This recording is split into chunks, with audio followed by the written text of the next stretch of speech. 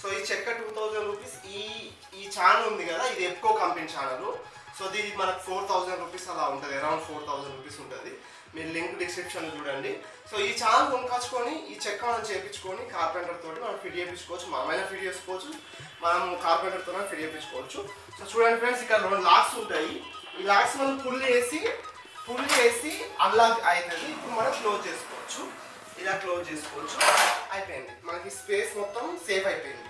So మళ్ళీ మనకు కావాలనుకుంటే సింపుల్, ఇక్కడ లాక్స్ ఉంటాయి. ఈ లాక్స్ మనం పుల్ చేసి ఇట్లా అనుకోవచ్చు.